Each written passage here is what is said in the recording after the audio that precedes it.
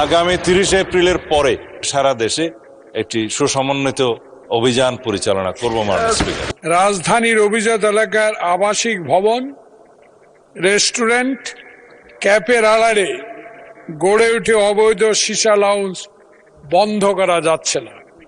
বারবার অভিযান চালানো হলেও বন্ধ হচ্ছে না এই সীসা লাউঞ্জগুলো। কেউ কেউ ঠিকানা পরিবর্তন করে, আবার কেউ প্রশাসনের কিছু, সব প্রশাসন না, ইঙ্গিতেই এই ব্যবসা চালিয়ে যাচ্ছে।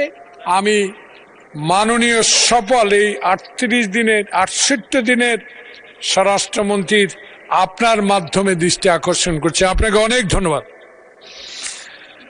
মাননীয় স্বরাষ্ট্রমন্ত্রী সালাউদ্দিন আহমেদ এ বিষয়ে একটি সংক্ষিপ্ত বিবৃতি দেবার জন্য আহ্বান জানাচ্ছি।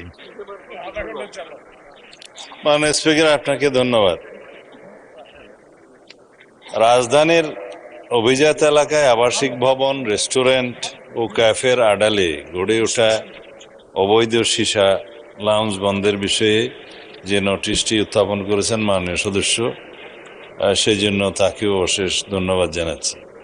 মাননীয় স্পিকার, মাননীয় সংসদ সদস্য জনাব জয়নুল আবেদিন ফারুক এমপি এর রাজধানীর অভিজাত এলাকায় আবাসিক ভবন, রেস্টুরেন্ট ও ক্যাফের আড়ালে গড়ে ওঠা সীসা বার বন্ধের বিষয়ে যদি কোনো সুনির্দিষ্ট প্রস্তাবনা মতামত থাকে, তিনি তা আমাদেরকে অবগত করলে সে বিষয়ে আমরা প্রয়োজনীয় ব্যবস্থা গ্রহণ করার প্রতিশ্রুতি দিচ্ছি। মাননীয় স্পিকার, আপনাকে ধন্যবাদ।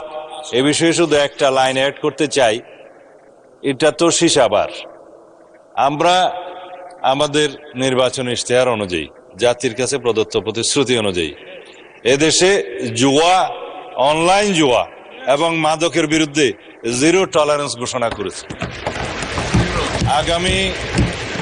আগামী 30 এপ্রিলের পরে, এই মহান সংসদের সেশন শেষ হওয়ার পরে আমরা সমন্বিতভাবে এ বিষয়ে সারা দেশে একটি সুসমন্বিত অভিযান পরিচালনা করব মাননীয় স্পিকার।